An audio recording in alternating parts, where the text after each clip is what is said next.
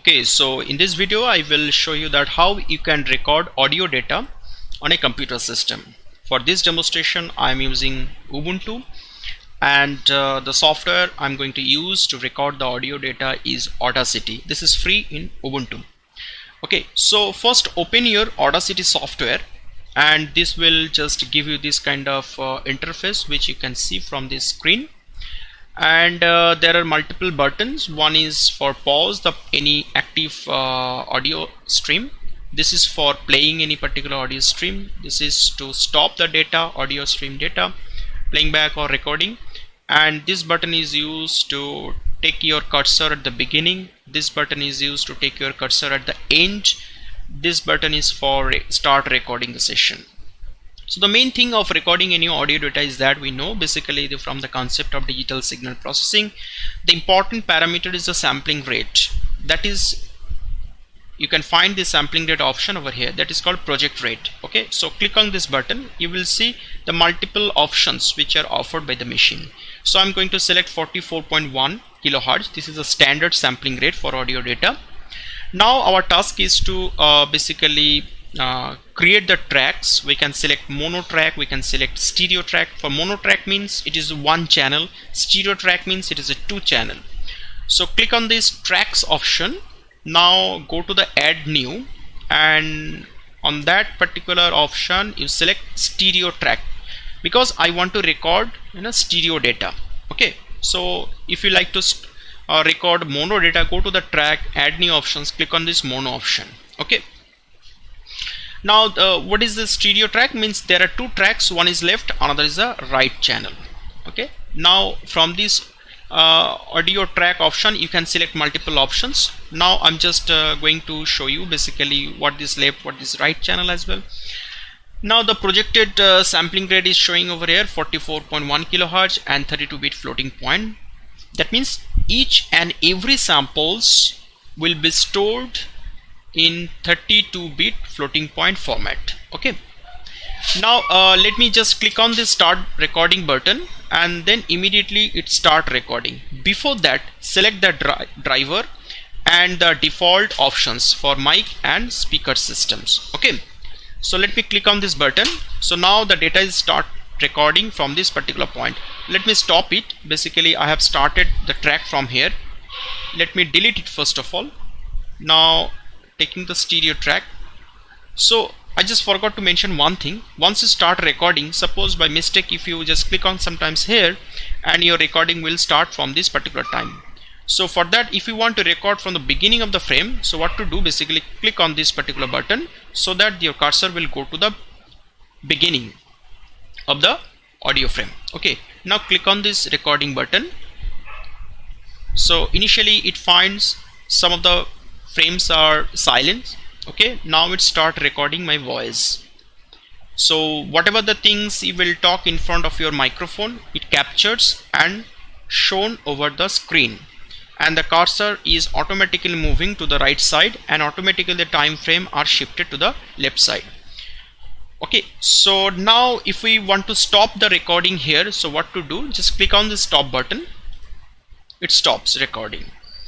Next thing is that because here we can see that just by the slider we can see the whole recording session. Now what I want that the whole frame of the recording should be on the screen within a single window. I don't want to scroll it right or left. Okay, so for that case what to do, basically click on this particular window, and a particular vertical bar will comes, and after that from the keyboard you press Control A. Control A means select all. That means it is selecting the whole audio frame. Okay, from left to right, whole audio frame is selected. Now in this particular position, you now click Control E. Control E means take the whole window, take the whole audio frame within this particular visual window. That means we can see we don't need to scroll it right and left. It is automatically comes by default in the single window. That I want basically. Now second thing is that we can see that the signal strength is very low, and the scale is showing from -1 to +1 for both the channels. That means any audio data, it is being normalized. Once it is being stored in a computer system in the uncompressed format, it is basically normalized within range -1 to +1. It's a floating point and it's fluctuating across zero line. Okay, now what to do, basically I want to amplify this particular signal and normalized between this range, and that I want to do automatically. So what to do, with the selected position, that means if we deselect it, now it has not been selected. Again I will select Control A, it select whole audio frame. Now go to this particular effect option. Now there you will find amplify option. Okay, click on this amplify, and this particular software automatically calculates the amplification factor which is required for both the channels to normalize the data from -1 to +1, and here in this particular case it is 22.264 dB it is required.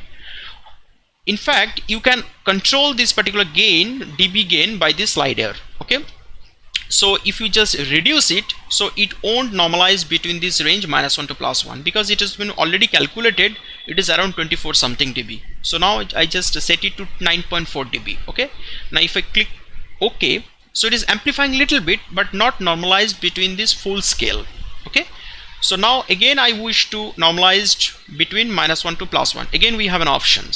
What to do, again go to the effect, amplify once again, and it is now showing 12.864. Okay, click on OK. So it is now normalized. Now we can see the signal is normalized. Okay, next task is to store this particular recorded signal on my hard disk. How to do that? For that we have to go to the file option. Now go to export option, and I want to store the data. You can store in multiple options: MP3, WAV, OGG, and export audio in different RAW formats as well. But I am interested to store the data in WAV format. Why WAV format? Because WAV is an uncompressed audio format. Usually most of the audio data are recorded in this particular form, which we are interested to go for the analysis or processing. Okay, I don't want to lose any one of the information. That's why uncompressed data format is required for audio data, and that is WAV. Okay, so export as WAV, click on that, and now we have to just give a name of the file, and you have to select the corresponding folder where you want to store. I want to store on the desktop Python data import folder, right? So there I have to just give a name of this file in the WAV format. So let's say audio_data. So this is my file name. Click on save. It will prompt another window. You can just give a different track name and album time, etc., whatever the required, or otherwise you can skip it. Okay, so now the data has been stored. Let me go to the directory where data is stored, and you can see the audio_data has been stored, and this is the file size, and this is the time when I stored that audio data. Now just I want to basically close this particular audio track from there which has been recorded. Also before closing that, I can just also play it back. Now just take your cursor at the beginning and click on this particular play button. So initially it finds, now it's basically playing my recorded data. Okay, now it start recording my voice. So whatever the things you will talk in front of your microphone, it captures and shown over the screen, and the cursor is automatically moving to the right side, and automatically the time frame are shifted to the left side. Okay, so now if we want to stop the recording here, so what to do, just click on the stop button. So this was my recording. Okay, now I'm just closing this particular track, and I wish to play it back once again once it is being recorded and stored on the hard disk. To reload this particular file, what to do, go to the file option, go to the import, and I want to import the audio data. So select audio and select the file which you want to load. So now the data has been loaded. So in this way you can record the audio data, you can store it on your hard disks. After that, for further processing or look at the audio wave shapes or any kind of further study, you can reload the data on Audacity in this particular way as well.